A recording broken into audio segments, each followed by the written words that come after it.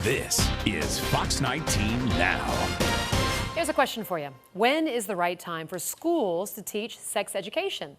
If you live in Ohio, what your child learns depends entirely on where you live. The state has absolutely none, sex ed guidelines, so each school district decides what's best for whatever kid.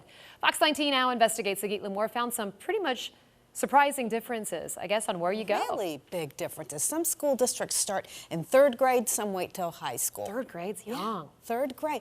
And then also some teach abstinence only, and one hands out condoms. Many school districts don't want to talk about it at all. UC students polled every school district in 4 Southwest Ohio counties. The majority wouldn't tell us what they teach and when they teach it, even though all of this is supposed to be public information. So that's why it can be so confusing. The ninth graders at Kings High School in Warren County are learning about boundaries, part of their curriculum in sex education. Some parents are kind of like uncomfortable talking about them to their kids, so it's like kind of helpful if they have a class. It's nothing new.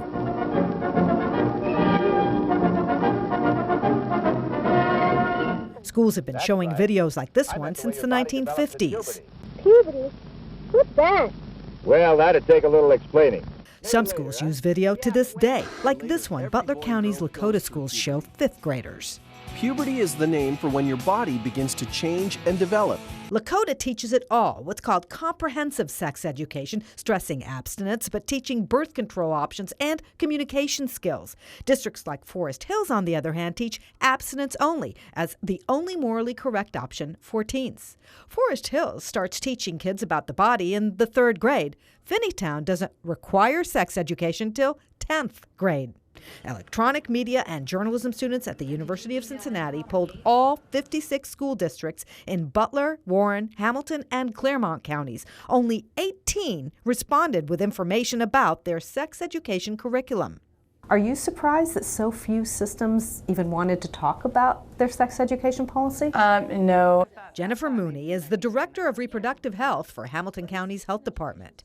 Some parents want the schools to be engaged in this, schools want the parents to be engaged, and a lot of times no one's doing it. Who decides what to teach varies too. Our poll showed some school superintendents didn't know what was being taught when. Often it was the individual teacher who gave us the information.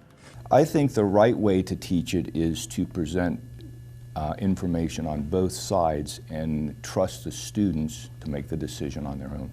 Some schools depend on their own, usually health teachers. I'm not going to look. I'm just going to give you guys. Others bring in outside help, either exclusively or in addition, like at King's. They are inundated with this kind of these kinds of images and messages on a daily basis, and it's our job to give them the education and empowerment to combat that.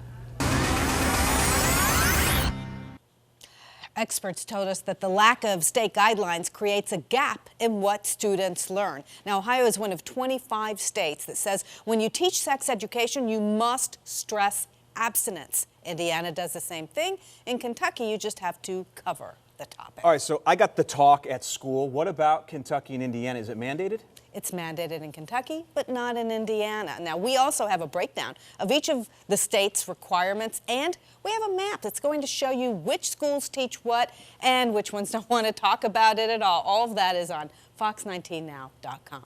All right, thanks, Keith. Sure.